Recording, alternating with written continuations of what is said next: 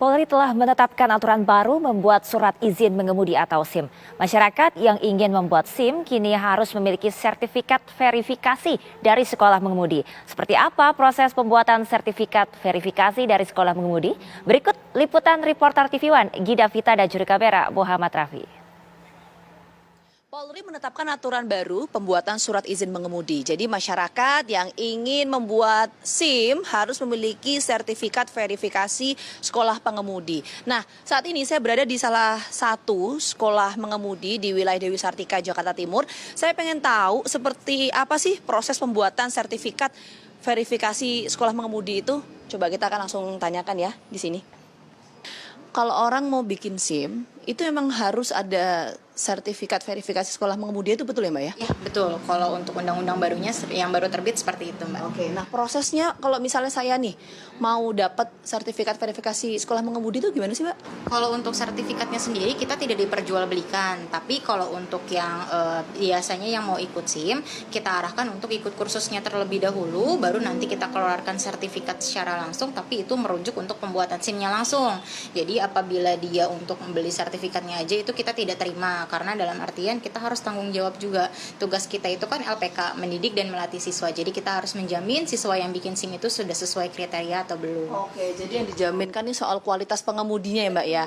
Sekarang saya mau coba langsung kursus mobil. Ini hari pertama saya ambil paket yang 12 jam itu 2.500.000 ya Mbak tadi ya? Betul, sudah include sama SIM-nya. 2.550.000. Betul. 12 jam itu berarti berapa kali pertemuan Mbak? Kalau untuk 12 jam jadi 6 kali pertemuan, satu kali pertemuannya kita hitung 2 jam. Oke, berarti nanti saya 2 jam ya.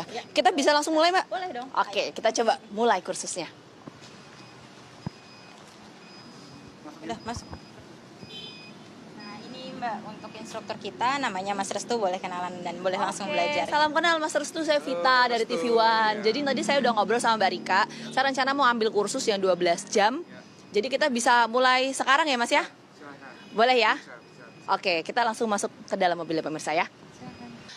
Ini kan saya kan ambil kursus 12 jam ya. 12 jam itu kan berarti 6 pertemuan, bener ya? Betul, 6 pertemuan. Oke. Nah, 6 pertemuan itu terus saya bisa dinyatakan oke nih lulus kursus nyetirnya, bisa dapat SIM itu gimana Mas? Oke, jadi yang pertama nanti kita lihat dulu seberapa lihai Mbak Vita ini dalam mengendalikan mobil.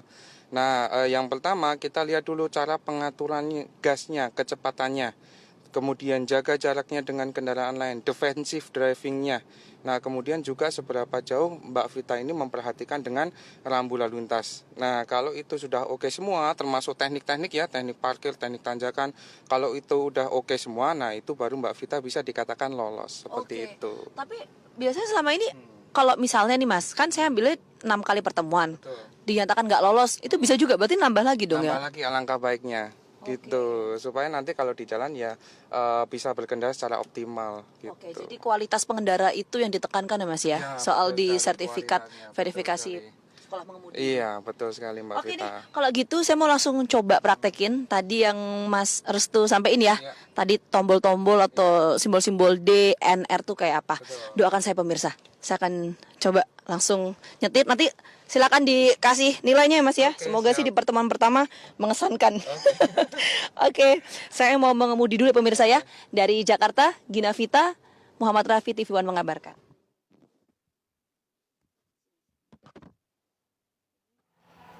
Ya, dan untuk mengetahui informasi terkait persyaratannya apa saja sih untuk membuat surat izin mengemudi yang saat ini harus bersertifikat dari sekolah mengemudi, kita bergabung dengan rekan kami Yasmin Ramadi di kantor Samsat Jakarta. Selamat pagi Yasmin, silakan dengan laporan Anda.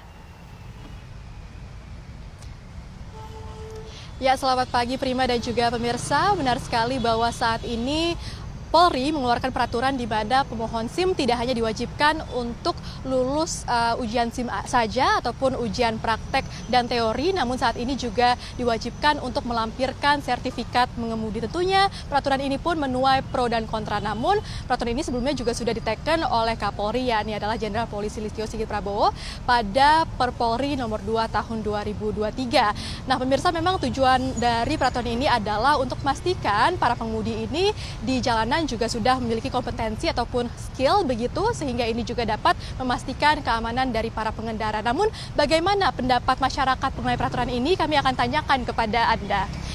Halo Pak, ini dengan Pak siapa? Jamaluddin. Pak Jamaludin, tahu nggak sih Pak mengenai peraturan di mana saat ini memang para pengendara ini diwajibkan ketika memohon SIM harus melampirkan surat sertifikasi mengemudi. Udah tahu belum Pak? Belum sih sebenarnya mah. Kira-kira pendapatnya gimana sih Pak mengenai peraturan ini? Ya sebenarnya sih terlalu ribet sih sebenarnya, emang bagus juga cuma kan terlalu banyak inilah maksudnya namanya apa namanya terlalu banyak peraturan gitu, jadi terlalu ribet untuk melakukan itu Bu.